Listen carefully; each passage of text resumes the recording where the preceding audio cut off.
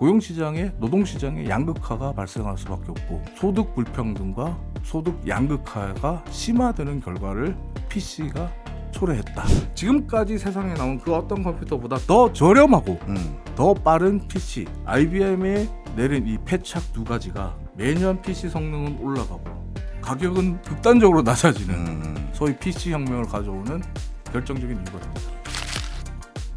궁금하지만 공부하기 귀찮은 분들을 위해 대신 공부해드립니다. 공부왕 이종훈. 오늘은 이종훈 작가와 함께합니다. 어서 오세요. 안녕하세요. 예.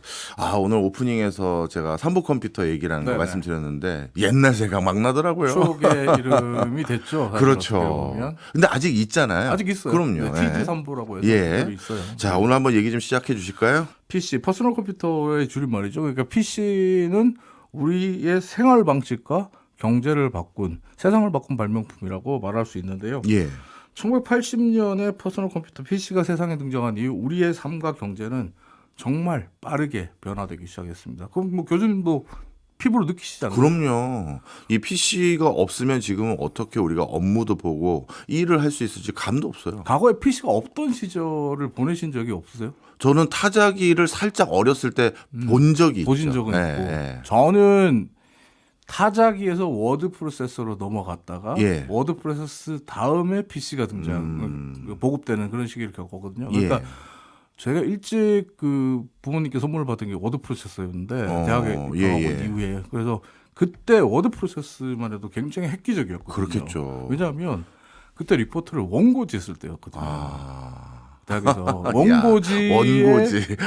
리포트를 쓰던 시절에 예. 저는 워드 프로세서로 출력해서 물론 비쌌습니다. 예. 출력하는 인쇄 비용이 비쌌어요. 네네. 근데 그걸로 교수님들께 리포트를 내니까 점수가 잘 나왔어요. 이야.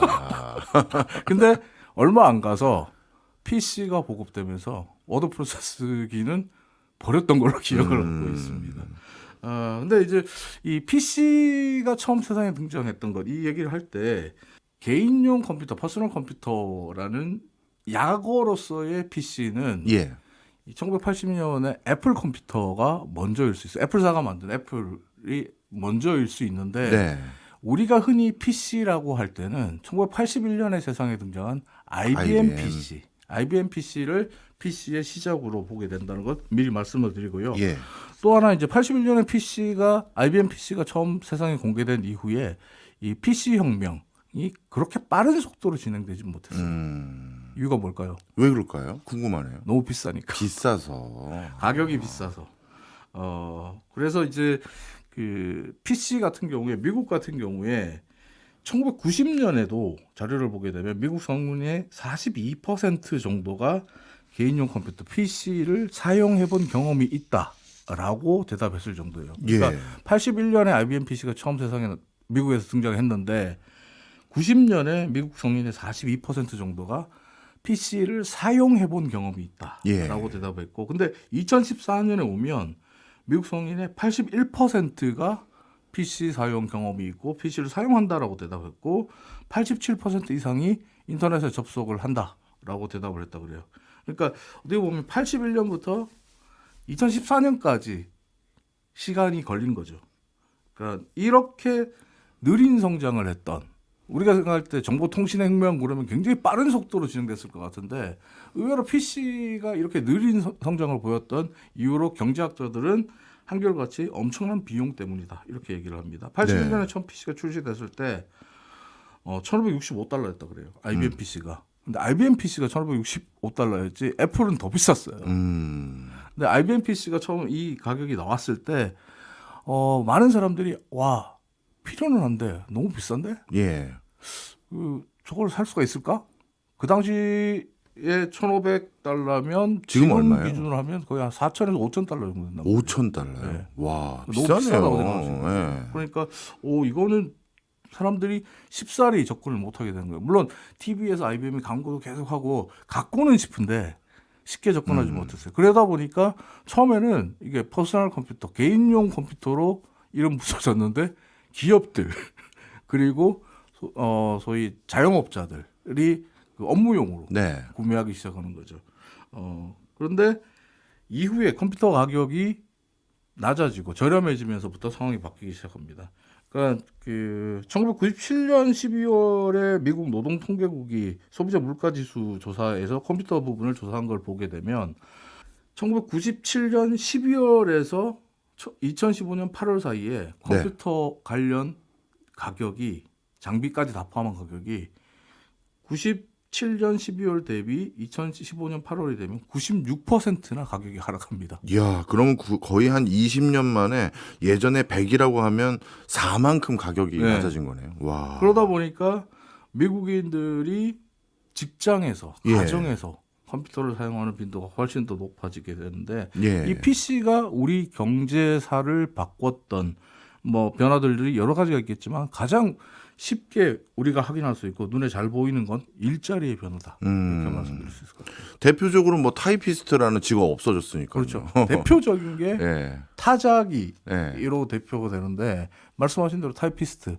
예전에는 타이피스트를 교육하는 훈련 기관도 있었어요. 교육 기관도 있었어요. 예. 거기에 관련된 분들 다 사라졌겠죠. 그렇죠. 그러니까 교육하시던 분들 사라졌고 타이피스트라는 직업 자체가 사라지면서. 예. 근데 타이피스트라는 직업은 미국 같은 경우에 거의 모든 기업이 고용을 했던 직업이에요. 그렇죠. 그것도 한두 명이 아니잖아요. 그렇겠죠. 엄청나게 많은 네. 인력들을 고용했단 말이에요. 그리고 또 과거에 이제 영상 자료들 보면 타이피스트들 같은 경우에 훈련 받거나 아니면 교육하는 기관에서 보면 정말 수많은 그 여성분들이 앉아서 네.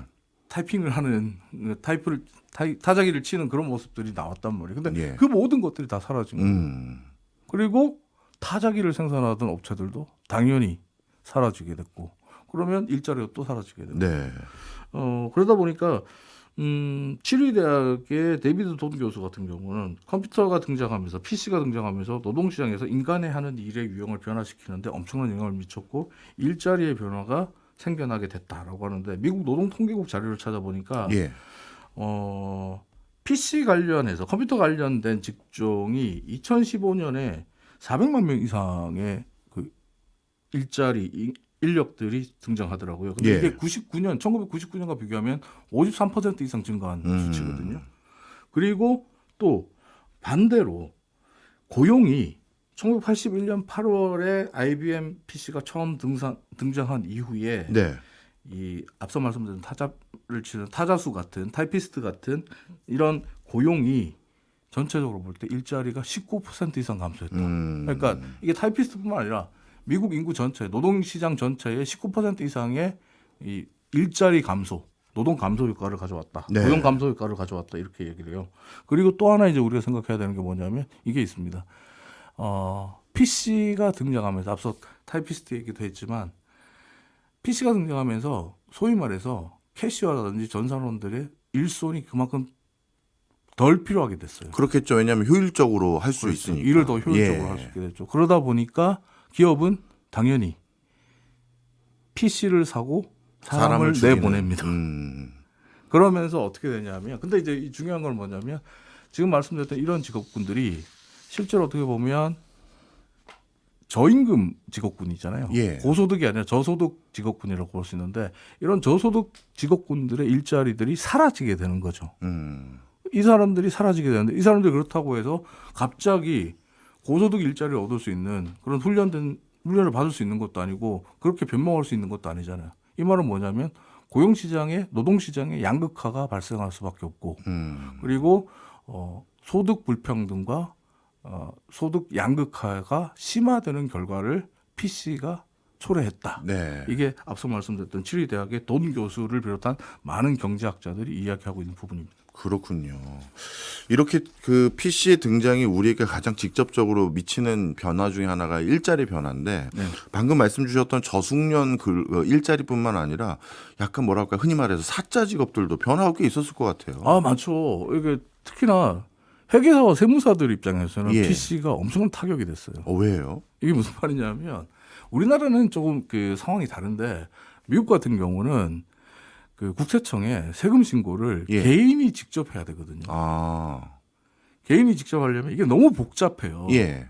그러다 보니까 세무 업무라든지 세무 신고라든지 회계 업무를 세무사나 회계사들에게 대행을 많이 맡기는 그런 네. 일들을 했단 말이에요. 근데 PC가 등장하면서 소위 스프레드시트, 그 추억의 이름인데 로터스 그리고 로또 시리즈 아세요? 알죠. 로터스 그리고 엑셀 지금 네. 사용하는 엑셀 이런 스프레드시트가 등장하면서 미국인들이 사실 이 스프레드시트 기능 때문에 미국인들은 PC를 구매했어요. 초창기에는 예. 이게 있으면 와 나도 이거 빨리 계산할 수 있겠다. 너무 편하겠다. 그리고 더 이상 복잡한 회계 장부 그리고 회계 장부를 쓰는 것도 일이지만 보관하는 것도 일이거든요. 네네. 그리고 분실 문제도 있고. 근데 이것들을 다 해결할 수 있어? 너무 좋은데? 그리고 야 회계 장부 보관하려면 또 공간도 필요한데 그 공간도 필요 없어? 플로피 디스크 하나면 다 해결이 돼? 와 이건 정말 획기적이다라고 해서 PC를 사게 되거든요. 근데 그러면 그럴수록 어떻게 되겠습니까? 회계사와 세무사들의 할 일이 수입은 줄어드네. 예. 감소하고 적어질 수밖에 없죠. 네. 그러면 이제 앞으로 이 PC가 점점 더 발달해서 이제는 뭐 소형화, 이제 휴대폰이 PC 기능도 하고 네. 요즘은 뭐 인공지능까지 접목되는 직전까지 와 있는데 네. 이런 추세가 계속되면 앞으로는 뭐 어떻게 되는 겁니까? 일자리는 더욱더 앞서 말씀드렸던 그 고용의 양극화, 노동시장의 양극화, 그리고 소득 불평등, 소득의 양극화 현상이 더 심화되겠죠. 지금은 그렇게 추세가 거의 증빙이 돼가고 있네요. 그러니까 어떻게 보면 이게 사람이 하는 일이 AI 시대가 되면 없어질 거다라는 얘기를 하시지만 실제로 예. PC가 등장한 이후에도 많이 똑같은 고민을 없어졌다. 했어요. 똑같은 고민을 했고 실제로 많이 일자리가 없어졌습니다. 네. 하지만 반대로 PC로 인해서 대체되는 새로운 일자리가 생긴 건 맞아요. 네. 근데 이제 그 일자리에 앞서 말씀드렸던 소위 PC로 해서 일자리를 뺏겼던 분들이 대신 들어가지 못했다는 거. 네네. 이게 어떻게 보면 가장 큰 문제였거든요. 앞으로 다가올 AI 시대라든지 미래 시대에 사람의 일자리, 노동력을 대체할 수 있는 기술의 진보와 발전이 이루어진다고 하더라도 사라지는 일자리에 고통받는 분들이 새로 생겨나는 일자리에 들어갈 수 있도록 직업훈련이라든지 교육에 대해서 정부가 굉장히 많은 고심을 해야 된다. 이런 걸 이번에 공부하면서 좀 느꼈어요. 기술 발달로 사라지는 직업은 내 직업이지만 새로 생기는 직업은 내 직업이 아닐 수 있다. 네, 그렇죠. 그러니까 예를 들면 앞서도 말씀 타이피스트들 같은 경우에 타이피스트는 조금 덜해요. 그러니까 어떻게 보면 워드를 빨리 칠 수 있기 때문에 네. 좀 덜한데 앞서 말씀드린 캐시어라든지 비서 같은 업무들을 예. 했던 분들 이런 분들은 PC가 등장한 이후에 일자리가 줄어들었는데 이분들이 어떻게 보면 단순 노동이잖아요. 예. 이 단순 노동을 사라진 상황에서 다른 곳에 가서 뭐 어떤 일자리를 찾는다? 쉽지가 않죠. 그렇겠죠. 자, 그러면 우리 일자리를 이렇게 다 사라지게 만든 다 이 사라지게 한 건 아니고요. 아니, 갑자기 기분이 상해서 이 PC, 이 우리 일자리의 주적이 됐던 이 PC 네. 누가 왜 만든 겁니까? 이게 앞서도 말씀드렸지만 애플이 만든 애플 컴퓨터가 퍼스널 컴퓨터라는 개념, 개인용 컴퓨터라는 개념에서는 먼저예요. 예. 하지만 일반적으로 PC라고 할 때 PC는 1981년 8월 12일에 세상에 처음 출시된 IBM PC에서 비롯된 말인데 네. 이 IBM PC가 왜 PC라는 이름으로 대명사가 됐냐 하면 예. 사실 IBM PC가 제품명이에요. 아, IBM PC가 네, IBM PC가 제품명이에요. 네, 제품명이었어요. 아. 근데 이제 이게 왜 그 컴퓨터를 개인용 컴퓨터를 상징하는 말 대명사가 됐냐면 예. IBM이 기존의 애플 같은 회사들과 달리 예. 이 자사의 제품을 다른 회사가 복제할 수 있도록 개방형 정책을 썼어요. 오. 그러니까 애플은 복제하면 바로 소송이거든요. 예. 기술 침해로. 근데 IBM은 우리가 만든 거 그냥 다 똑같이 만들어도 돼요. 만드세요. 아키텍처 다 공개해 드릴게요. 예. 이렇게 된 거예요. 그러니까 타사에서 보면 그래요? 그러면 우리도 부품 사가지고 조립하면 되겠네요. 그래서 조립형 PC가 시장을 득세할 수 있는 예. IBM이 이런 개방형 정책을 썼기 때문에 사실은 예. 저가의 PC들이 등장할 수 있었던 거예요.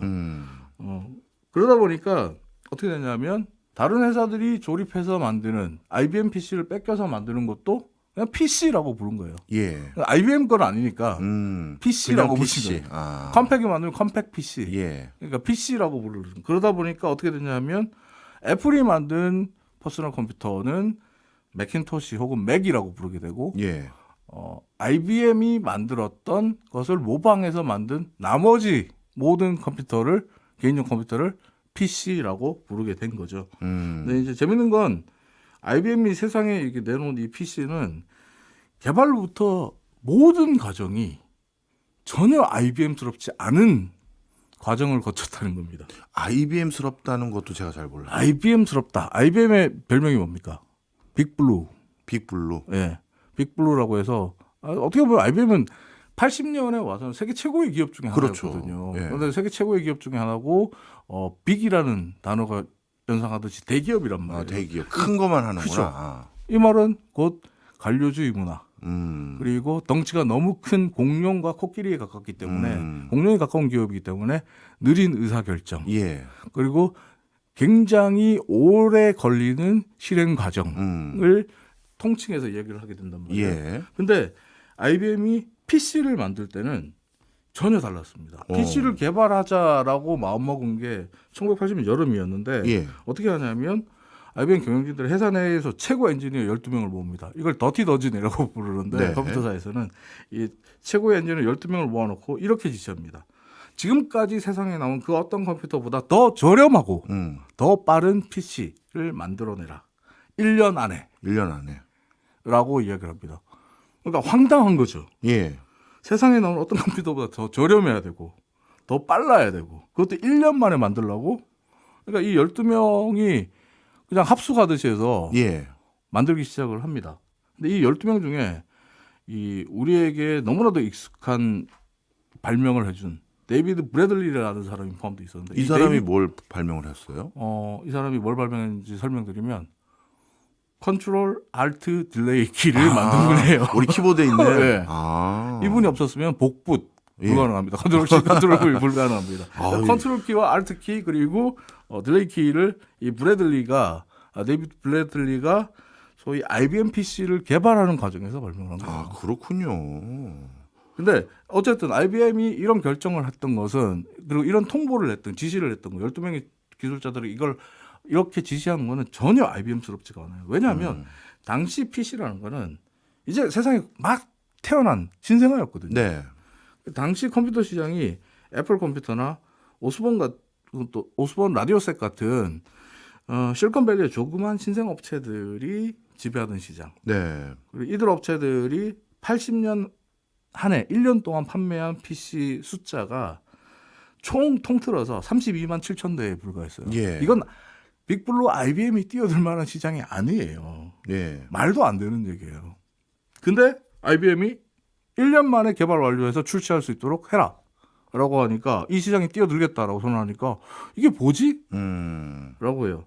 근데 이 12명의 기술자 입장에서 보면 만들긴 만들어야 되는데 1년 안에 이걸 어떻게 만들어? 왜냐하면 IBM의 이 기업 문화에 의하면 IBM은 어떤 제품을 만들 때 그 제품 안에 들어가는 부품 모든 부품들을 다 직접 자사가 하죠. 직접 만들어야 그럼요. 됩니다. 예. 직접 개발하고 직접 연구해서 만든 것을 씁니다.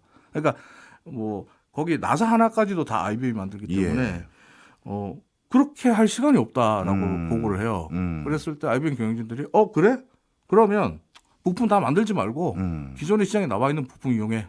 그 운영 체계는 어떻게 해요? 운영 체계 만드는데도 시간 걸리는데 그것도 다른 회사에서 갖고 와. 이렇게 해요. 그럼 마이크로 프로세서 칩은요? 칩도 딴 데서 갖고 와. 뭐, 12명 기술자들이 그 뭐야? 조립하는 거잖아. 이렇게 되는 거예요. 그러면서 노력을 하기 시작해서 세상에 내놓은 게 IBM PC죠. 알겠습니다. 드디어 우리가 사용한 PC가 어떤 구조 속에서 고민돼서 출품된 건지 이제 이해를 했는데요. IBM PC라는 그 PC라는 이름도 처음 만든 사람이 IBM이고, 그런데 정작 PC 시대의 슈퍼스타들은 IBM이 아닌 MS라든가 인텔 이렇게 된 원흉이 좀 전에 말씀 주셨던 우리가 직접 만들지 말고 남의 거 써. 이것 때문에 이렇게 된 거네요. 네, 맞아요. 그러면 궁금한 게 어느 순간인가 야 쟤네들 이렇게 많이 돈 벌고 있네 이걸 봤으면 수정 보완을 해서 뭐 본인들이 직접 다 하든지 아니면 야 그때 왜 우리가 1년 만에 꼭 이걸 개발하라고 조급하게 이 윗분들이 시킨 걸까 이런 의구심이 있었을 텐데 왜 1년 만에 이거 하라고 한 겁니까? 이게 이제 당시 PC를 개발했던 12명의 기술자 중에 한 명이 마크 딘이라는 사람이 거기에 대한 대답을 해요. 뭐라고요? 어떤 대답을 했냐면 아무도 PC가 잘 팔릴 거라고 생각하지 않았으니까.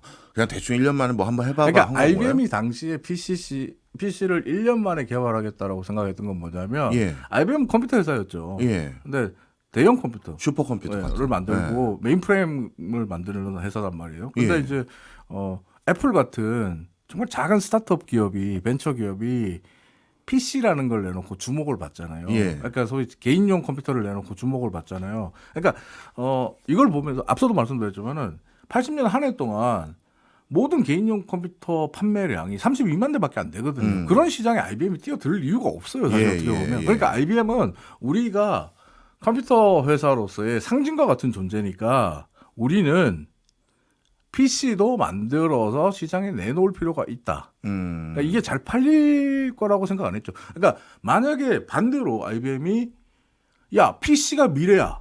빨리 만들어. 1년 만에 만들어라고 생각했으면 네. 1년 안에 전사적으로 다 붙어서 모든 부품 만드는 팀들 12명에게 맡기지 않죠. 그렇겠네요. 모든 직원들을 다 맡기죠. 12,000명에게 맡겼죠. 그렇죠. 근데 이제 IBM 입장에서 보면 이 대표적인 게 수치로도 나타나 있어요. IBM 경영진들이 그 당시에 80년에 PC에 대한 계획을 세우고 81년에 첫 제품이 나왔을 때, 예. 시제품이 나왔을 때 IBM 경영진들이 소위 이제 판매 예측을 하잖아요. 예. 판매 예측 보고서에 IBM PC가 81년부터 85년까지 5년 동안 예. 24만 대에서 25만 대가 팔리면 대성공이다라고 보고서에 적혀 있어요. 근데 실제는 얼마나 팔려요? 300만 대 이상 300만 대. 같은 기간 동안. 그러니까 IBM이 완전히 착각을 한 거예요. 그렇네요. 그러다 보니까 IBM스럽지 않은 결정을 하게 된 거고 그리고 IBM이 도저히 있을 수 없는 아키텍처 개방, 소위 자사의 기술을 그대로 복제해도 좋다라는 예. 개방형 정책을 쓴단 말이에요. 네. 근데 이 두 가지가 사실 IBM을 PC의 발명회사에서 발명가에서 발명자의 영예는 사라지고 PC 시장에서 퇴출되는 스스로 목을 옥죄는 네. 결과로 이어지는데 그게 무슨 말이냐면 앞서도 교수님도 얘기하셨지만 IBM PC가 처음 등장했을 때 IBM은 정말 전 세계적인 각광을 받았습니다. 예. 하지만 PC가 팔려 나가면 나갈수록 슈퍼스타는 인텔과 그리고 마이크로소프트가 됩니다. 네. 그러니까 소위 말해서 PC가 팔려 나가면 나갈수록 그 IBM PC가 팔려 나가면 나갈수록 인텔이 로열티를 챙기고 예. 그 당시에 MS 도스를 팔았던 마이크로소프트가 돈을 버는. 돈을 벌고. 근데 IBM은 개방형 정책을 했잖아요. 예. 타사에 우리 거 그대로 뺏겨도 좋아요. 요구할 게 뺏기죠. 없군요. 예. 근데 못 뺏기는 게 있죠. 뭐예요? 인텔 칩이랑 MS 도스. 예. 아니 이거는 또 다시 로열티를 주고 사와야 되는 거예요. 예. 아니 그러면 IBM은 사실은 그 당시엔 세계 최고 기업이었으니까요. 네. 그 MS에서 만든 그런 운영 체계도 직접 만들 수 있는 역량이 있는 곳이고. 충분히. 그러면 예를 들어서 야 PC가 우리가 생각한 것보다 훨씬 잘 팔리네. 우리가 직접 운영 체제 만들어 보자 이런 생각 안 했을까요? 했어요. 이거 안 되겠다라고 생각을 해요. 그래서 이거는 어떻게 됐어요? 말이 안 된다라고 해서 IBM이 초기에 야 우리가 정말 실수했다. 예. 이거는 완전히 인텔과 MS 배만 불려주는 거다. 그리고 인텔과 MS가 그 당시 어떻게 되고 있냐면 85년을 넘어서면서부터는 PC라는 건요. 예. IBM이 만드는 게 아니에요. 그렇겠죠. 인텔과 이제. MS가 표준을 만들고 그 표준에 그러니까요. 따라 움직이는 시장이 예. 돼버린 거예요. 예. 그러니까 IBM은 그냥 껍데기만 만드는 회사였고 그 껍데기도 실제로 모두가 다 뺏길 수 있는 그런 예. 상황이 됐단 말이에요. 그래서 예. 이후에 MS와 인텔을 뺄 생각을 합니다. 그래서 IBM이 독자적인 칩 개발에 나서요. 그리고 동시에 OS2라는 독자적인 운영 체계를 개발을 하는 데 성공을 합니다. 그리고 새로 OS2를 탑재하는 컴퓨터는 PC는 폐쇄적 그 정책을 씁니다. 절대 못 뺏겨. 예. 뺏기면 큰일 나. 이렇게 만듭니다. 그러니까 독자적인 그리고 앞서 그러니까 교수님이 지적하셨던 처음부터 그러지라고 예. 했던 예. 그것을 실행에 옮깁니다. 하지만 이미 때는 늦어버렸어요. 늦었죠. 왜냐? 사람들은 MS DOS를 써요. 네, 익숙해진 OS를 거니까. 쓰지 않아요. 예. 그리고 IBM이 내놓은 OS2와 폐쇄적인 PC는 네. 뭐 극단적으로 표현하면 가격이 저가 조립형 PC를 따라갈 수가 없어요. 아, 비쌌군요. 아니, 당연히 비싸죠. 그러니까 그냥 IBM이 그러니까 이전에 내놨던 PC도 IBM이기 때문에 프리미엄을 붙여서 살 정도로 조금 가격이 더 비쌌는데 왜냐하면 저가로 조립해서 파는 PC는 따라갈 수가 없거든요. 가격 예. 경쟁력에서. 근데 그러다 보니까 사람들은 그냥 IBM PC를 외면하고 PC를 다른 졸업형 PC를 사면서도 IBM PC를 산다고 생각을 하는 거예요. 저 실제로 미국에서 그런 친구들 봤거든요. 예. IBM PC가 있다고 해서 로고는 IBM이 아니야. 그래서 뭐지? 라고 했었는데 어쨌든 이렇게 되면서 지금 정말 그 IBM으로서는 불행한 일이지만 네. IBM에 내린 이 패착 두 가지가 예. 매년 PC 성능은 올라가고 가격은 극단적으로 낮아지는 소위 PC 혁명을 가져오는 결정적인 이유가 됩니다. 이제 다 듣고 보니까 우리가 이제 지금은 무조건 사야 되는 퍼스널 컴퓨터, PC가 어떤 배경 속에서 태동했는지 확실히 이해했는데요. 그런데 삼보 컴퓨터 얘기는 언제 나옵니까? 우리나라에선 PC 언제부터 질문을 하셔야 거예요? 나오죠. 질문을 하지. 질문을 딴 얘기를 알겠습니다. 하잖아요. 그럼 이제 우리나라 PC로 한번 가보죠. 우리나라에선 처음 PC가 등장한 게 언제부터? 여기서 이제 PC가 나오는 거예요. 오프닝. 우리 삼보 컴퓨터가 나오는 겁니다. 오프닝에도 얘기했지만 우리나라에서 PC가 처음 등장한 게 1981년 1월이에요. 그럼 거의 미국에서 나오자마자 우리도 IBM 등장한 PC보다 거네요. 빨라요. 빠른 건가요? 네. 왜냐하면 81년이니까 80년에 애플을 거의 보고 따라 만든 거거든요. 이제 재밌는 게 뭐냐면 한국과학기술원 연구원 출신의 이용태 박사가 이 70년에 미국 유학을 하면서 인텔의 마이크로칩을 보고 굉장히 흥분해서 와 컴퓨터가 미래다라고 생각을 하고 직원 7명과 자본금 1,000만 원으로 청계천 세운상가. 그 당시에 세운상가는 탱크 빼고는 다 만들 수 있는. 그리고 탱크 빼고 다 부품이 다 있는. 그러니까 스타트업의 산실, 한국의 실리콘밸리였단 말이죠. 여기서 삼보 컴퓨터라는 회사를 차립니다. 삼보라는 이름은 기술, 인재 등을 포함한 세 가지 보물 이렇게 얘기해서 삼보라고 지었다 그러는데 이 컴퓨터 사진을 보면 금성사 불화원관을 활용해서 모니터를 만들거든요. 그래서 모양을 보면 컴퓨터 본체 위에 TV 한 대를 올려놓은 것 같아요. 그런 모양을 갖고 있고, 근데 이제 참고로 이 컴퓨터 모델명이 SE 8001번인데, 이 1980년, 80년 01월에 나왔다라고 해서 이 이름을 붙여요. 근데 이제 재밌는 건 이 가격이 1,000만 원이었어요. 1,000만 원이요? 누가 사겠어요? 개인용이 아니네요. 80년에. 그러니까요. 81년에 1,000만 원이면. 이 기업용이네. 그러니까 개인에게 뭐 PC라고 했는데 퍼스널 컴퓨터라고 했는데 개인이 살 수 있는 금액이 아니거든요. 그렇죠. 이때 1,000만 원이면 이거 뭐 집도 살 수 있는데 그러니까 그러다 보니까 사실 이거는 시제품이죠. 시제품. 한번 해본. 거고. 이후에 이제 1982년에 애플2와 호환되는 트라이젠 20을 이제 선보이는데 이게 국내 최초의 개인용 컴퓨터 PC다. 이렇게 보시면 될 것 같아요. 당시에 이제 애플2가 세계적인 인기를 얻고 판매 호조를 보입니다. 그래서 국내에서도 꽤 많이 팔립니다. 그래서 저 기억하는 게 80년대 중반에 이런 얘기하면 잘한 것 같은데 저희 집엔 애플이 있었고 제 친구 집에 삼보가 있었습니다. 뭐 어쨌든 그걸로 저는 게임만 했습니다. 하지만 1983년 우리나라 정부도 미국의 IBM PC를 보면서 움직이기 시작합니다.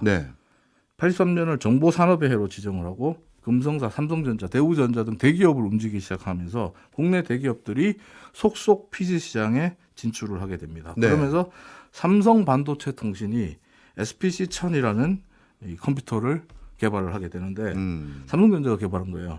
근데 이 SPC-1000 컴퓨터, 삼성전자가 개발한 컴퓨터의 용량, 즉 메모리가 얼마였는지 아세요? 얼마예요? 70KB. 70kb면 지금 문서 하나 작성하고 끝나는 거잖아요. 그렇죠. 지금 스마트폰도 기가 시대잖아요. 그러니까요. 기가가 안 되는 게 없잖아요. 이거 문서 하나 작성하면 다 용량 다 찬 건데. 근데 이게 70KB여서 저 이거 잘못 봤나 싶었거든요. 그 당시 기준으로 대용량 메모리였대요. 그럼 이걸로 무슨 작업을 한 거예요? 모르겠어요. 하여튼 놀랍습니다.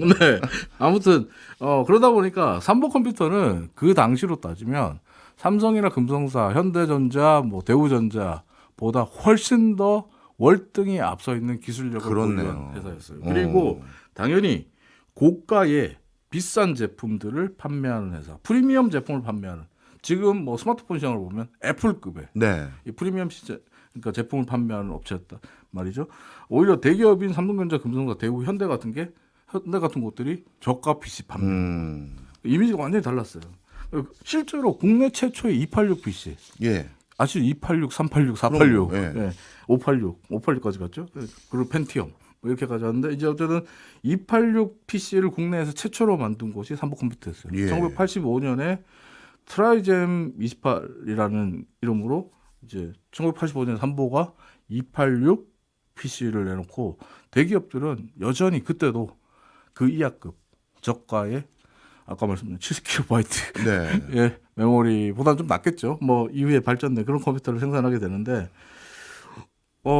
근데 이제 재밌는 거는 이거 왜 이랬을까? 삼성이라든지 이런 곳에서 왜 기술을 따라가려면 금방 따라갈 수 있을 텐데 네. 예전에 미국에서 연구소도 있고 그런데 왜 이렇게 삼보보다 기술이 늦었을까 궁금해서 자료를 많이 찾아봤거든요. 예. 그랬더니 못 만든 게 아니고 안 만든 거더라고요. 왜요? 그 안 만든 이유가 당시 이제 80년대잖아요. 예. 80년대 초에 286 PC를 내놓으면 이 286 PC 가격이 한 400만 원 정도 했거든요. 80년대 400만 원이요? 야, 그러면 소위 소형차 한 대 값이에요. 그럴 것 같은데 진짜. 소형차 한 대 값이다 보니까 대기업들 입장에서 보면 80년대 들어서 사람들이 그 당시에 예전에 저희 공부한 시간에도 말씀드렸지만 80년대도 국내에는 TV랑 냉장고, 세탁기 보급률이 떨어지던 시기란 말이에요. 예. 근데 그 대기업이 생각할 때 야 사람들이 돈 생기면 냉장고부터 살까 컴퓨터부터 살까 그렇죠. 아. 사람들이 돈 좀 많이 벌었어 그럼 예. 차부터 살까 컴퓨터부터 살까 TV 살까 컴퓨터 살까. 그럼 우린 뭐부터 만들어야 돼 이해했습니다. 그러니까 삼성전자와 금성사는 가전제품에 올인 그리고 또 현대차는 현대 같은 경우는 자동차에 올인 네. 이렇게 되는 거죠. 그러다 보니까 PC에 대해서는 그다지 큰 신경을 안 써요. 네. 그래서 삼보컴퓨터가 어떻게 보면 80년대에 국내 PC 시장의 최정상 기업으로 군림할 수 있었던 건데, 근데 이제 90년대 들어오면서 상황이 완전히 바뀝니다. 네. 바뀌는 게 삼성전자가 장동건, 김희성 같은 당대 톱스타들을 다 CF에 출연시키면서 대대적인 광고와 홍보에 나섭니다. 그리고 삼성전자 그리고 금성사 또 대우, 현대 같은 곳들은 그때 다른 사업으로 인해서 자본이 충분했잖아요. 네. 그러니까 PC 시장을 선점하기 위해서 출혈 경쟁에 들어갑니다. 그러니까 삼성 같은 경우 알라딘, 매직 스테이션 뭐 이런 것들을 내놓는데 이제 가격도 싸요. 네. 삼보는 계속 비싸요. 근데 매직 스테이션 이런 것들 486 뭐 이런 식으로 이제 기능도 좋다 그래요. 그리고 김희선, 장동건 이런 톱스타들이 나와서 광고합니다. 그러면 대학생들, 새내기 대학생들 같은 경우에 어떤 곳에 혹합니까?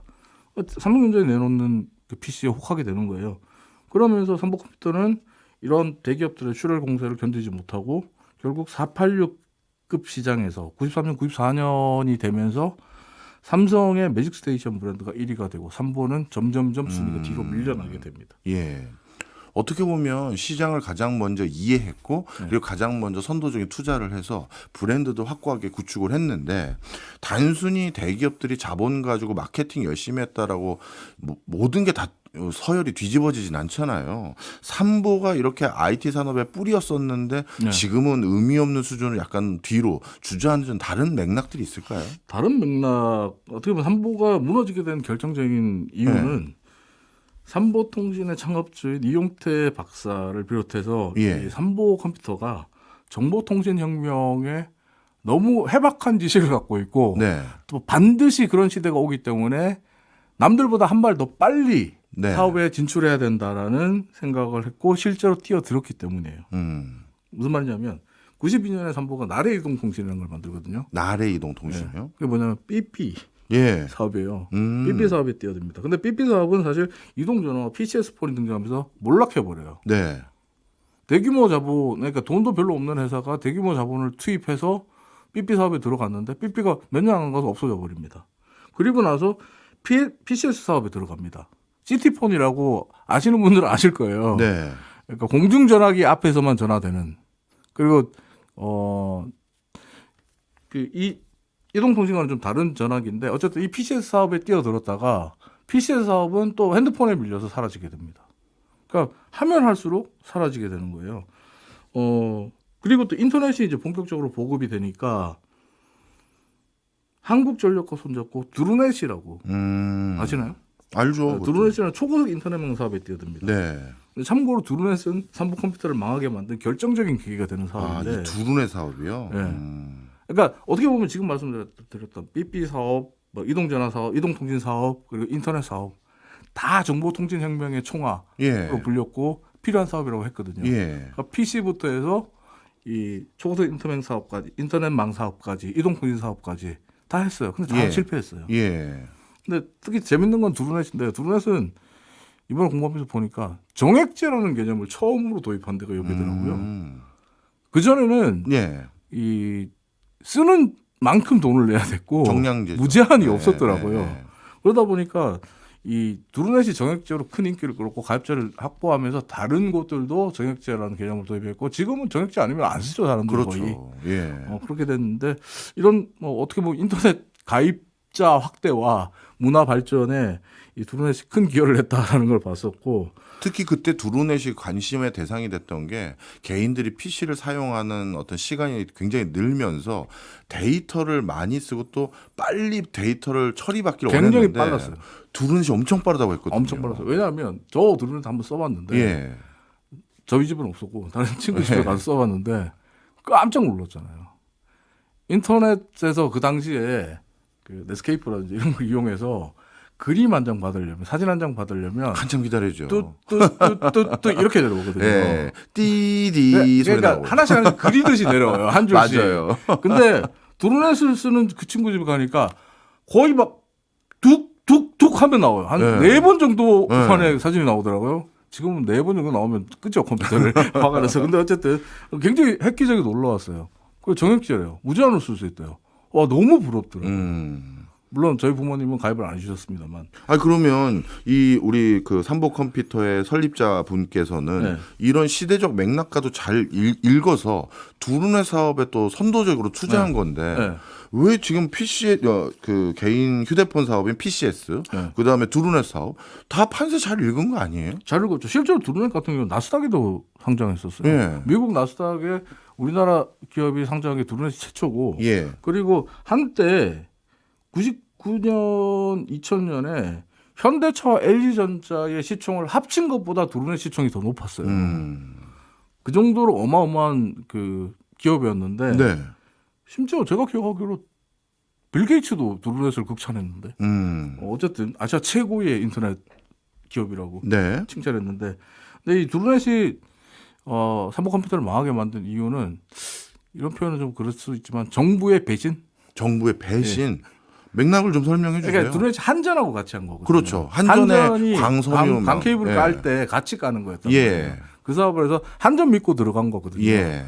근데 김대중 정부가 한전에서 예. 인터넷 통신 사업을 하는 건 맞지 않다. 한국통신도 있는데 사업 정리를 해야 된다. 일종의 빅딜을 한 거예요. 예. 그래서 이제 한전은 빠져라고 한 거예요. 네. 그러니까 한전이 빠지면 이거 드루넷 입장에서 보면 한전하고 꼭 해야 앞으로 되는데. 케이블 깔 때 돈이 어마어마하게 들 그렇겠죠. 1조 원 네. 대출 받아요. 네. 삼보 컴퓨터가 보증서 가지고 1조 원 대출 받는데 네. 근데 또 한전이 뒤에 가서 또 파워컴이라는 자회사를 만드네. 그래서 드루넷 주가가 완전히 폭락해 버려요. 예. 그래서 회사가 주가 폭락하고 자금적으로 힘들어지니까 보증을 선 삼보 컴퓨터 어떻게 되겠습니까? 뭐 파산했나요? 2005년에 법정 걸렸죠. 그리고 드루넷 이후에 하나로텔레콤에 인수됐다가 지금은 SK 브로드밴드로 서비스되고 있죠. 네. 사실 이 인터넷 통신망 사업도 보면 삼보가 처음에 먼저 뛰어들었지만 완전히 또 달라지는 게 그게 있더라고요. 그러니까 보니까 지금 딱 보면요. 그러니까 어떻게 보면 대기업들이 장악한 시장이에요. 그때 만약에 드루넷 성공했으면 삼보도 대기업이죠. 그렇게 됐네. 물론 대기업이었어요 그 당시에도. 예. 자, 그러면 삼보. 제가 보니까 많은 생각이 들게 만드는 케이스인 것 같아요. 네.